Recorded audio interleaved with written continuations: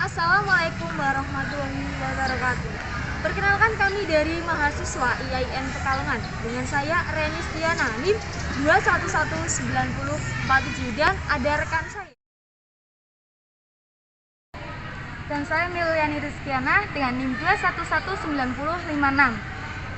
Oke teman-teman, kami di sini akan mewawancarai salah satu seorang guru SKI di MTS YTSIM. Beliau adalah Bapak Musyafa SPDI.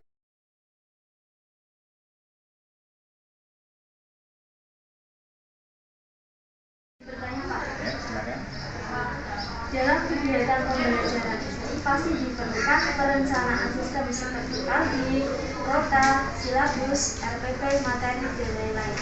Yang saya tanyakan, apa yang perlu diperhatikan atau yang menjadi poin penting dalam penyusunan hal tersebut, serta adakah kendala dalam penyusunan perangkat pembelajaran tersebut? Terima kasih. Ya, terima kasih. Untuk SKI dan juga untuk maupun yang lain, memang untuk perangkat pembelajaran itu memang diperlukan. Misal seperti saya ngajar SKI, ini adalah bentuk perangkat pembelajarannya, mulai dari kalender pendidikan, rincian yang efektif, program tahunan, program semester, kemudian kompetensi inti, sampai silabus, RPP, analisis, semuanya ada semua. Nah, untuk SKI sendiri, di sini bukan hanya SKI saja sebenarnya. Kendala yang paling terbesar itu adalah ketika menyusun RPT. Karena RPT sendiri itu harus dibuat itu ketika guru mau melakukan kegiatan pembelajaran. Otomatis ini akan menyita waktu yang cukup banyak. Karena itu dalam pelaksanaannya dalam pembuatan RPT itu biasanya dilakukan sekaligus dalam satu semester atau satu tahun, sehingga nanti ketika pembelajaran itu RPT itu tinggal menyesuaikan besok yang mau diajarkan itu RPT yang mana, karena kebanyakan dari kami para pengajar di sini juga tidak bisa 24 jam fokus untuk melakukan persiapan secara total. Kamu juga di rumah punya kesibukan yang lain, sehingga ketika tiap malam harus membuat RPT, apalagi seperti tahun-tahun kemarin RPT ini harus selalu berlembar-lembar, itu sangat menyisakan sebagai guru. Karena itu setelah dari tahun kemarin diperbolehkan RPP 1 lembar, itu alhamdulillah bisa meringankan kami, sehingga kita lebih fokus bisa mengajar daripada fokus membuat RPP. Baik Pak, kita langsung lanjut ke pertanyaan berikutnya. Ya. Langkah-langkah apa saja yang diterapkan dalam materi pembelajaran SKI? Terima kasih. Untuk langkah-langkah pembelajaran SKI itu, karena SKI itu berkaitan dengan sejarah, maka yang paling utama adalah menunjukkan minat anak untuk gemar membaca terlebih dahulu. Karena tanpa membaca, saya yakin belajar SKI tidak akan bisa. Samping itu juga sering berkaitan dengan SKI untuk selalu mencari referensi bukan hanya dari buku materi yang wajib dari sekolah, tapi dari YouTube, dari perpustakaan dan lain sebagainya. Karena untuk SKI sendiri, kalau kita melihat kenyataannya, banyak referensi yang kadang-kala itu satu sama lain yang kita kan bertentangan. Artinya apa? Mungkin karena jaraknya sudah sangat lama, sehingga ada tahun-tahun yang ada sedikit perbedaan. Oleh karena itu, upaya untuk meningkatkan hal tersebut, saya sarankan mereka untuk selalu memperbanyak membaca literasi yang lainnya. Jadi intinya itu siswa itu harus gemar baca ya Pak? Lanjut ke pertanyaan selanjutnya. Metode apa saja yang digunakan dalam menjelaskan materi pembelajaran SKI? Untuk metode pembelajaran SKI ini, karena SKI itu sifatnya sejarah itu berkaitan dengan cerita, maka otomatis metode pertama adalah yang digunakan adalah guru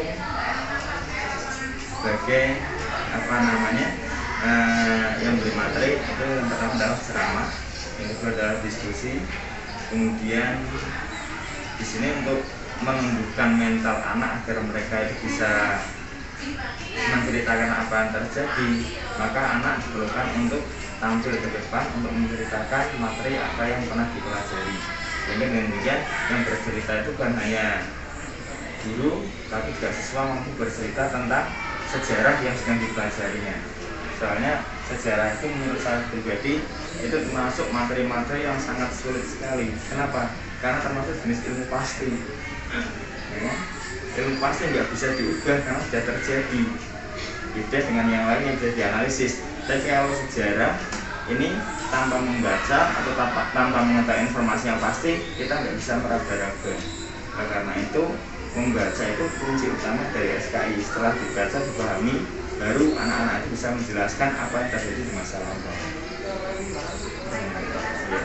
Selanjutnya, harapan Bapak kepada siswa mengenai materi pembelajaran yang disampaikan kepada para siswa di kelas. Untuk harapan untuk materi SKI ini yang jelas dari siapapun yang mengajar ya otomatis agar anak itu mampu untuk memahami, kemudian mampu mengambil pelajaran dari materi yang diajarkan.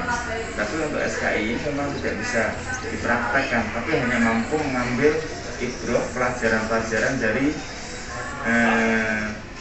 materi yang pernah disampaikan. Satu contoh misalnya adalah ketika di kelas 8 kita mempelajari tentang ulama-ulama, tentang ilmuwan-ilmuwan Muslim pada zaman dahulu yang belajar sampai berpuluh-puluh tahun, kemudian yang menulis buku sampai berpuluh-puluh lembar. Nah, ini dengan demikian paling tidak kita bisa meningkatkan menumbuhkan minat pada anak. Oh, ternyata orang Islam bisa maju seperti zaman dahulu, itu langkah-langkahnya adalah seperti itu. Nah, karena itu harapan saya bagi semua siswa yang belajar SKI itu mampu menumbuhkan semangat Islam kembali, sehingga nanti ke depannya itu Islam mampu bangkit seperti pada masa zaman Abbasiyah, sehingga keilmuan itu menjadi hal yang sangat prioritas. Pertanyaan terakhir, apa tujuan kompetensi pembelajaran yang diharapkan oleh para siswa di kelas Bapak? Jadi dalam mencapai keberhasilan dan menerangkan materi pembelajaran. Tujuan kompetensi. Untuk tujuan kompetensi, otomatis ini berkaitan dengan SKI adalah pemahaman anak terhadap materi SKI dan juga untuk diimplementasikan dalam kehidupan sehari-hari. Karena SKI ini adalah sebuah kejadian yang terjadi, sehingga otomatis dengan kejadian yang pernah terjadi tersebut kita mampu mengambil pelajarannya untuk kebaikan kita di masa mendatang. Jadi bukan hanya semata-mata kita belajar sejarah kemudian kita tahu, oh ini zaman dulu ada perang Uhud, oh zaman dulu ada perang Badar, oh zaman dulu itu ada perang Khandaq dan sebagainya. Tidak, paling tidak dari sini kita bisa mengambil ibrah yang sangat luar biasa. Contoh misalnya adalah ketika terjadi perang Uhud. Ketika perang Uhud itu kenapa umat Islam mengalami kekalahan? Kuncinya satu, karena banyak orang muslimin ternyata yang tidak tunduk, tidak patuh terhadap perintah Nabi Muhammad. Ketika mereka disuruh untuk diam di bukit, ternyata mereka malah turun.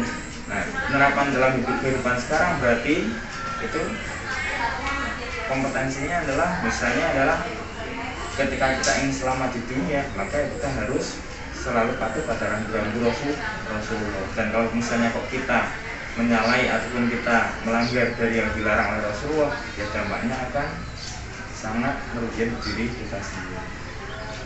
Baik Pak, terima kasih atas waktunya. Kami dan rekan saya terima kasih. Wassalamualaikum warahmatullahi wabarakatuh. Assalamualaikum.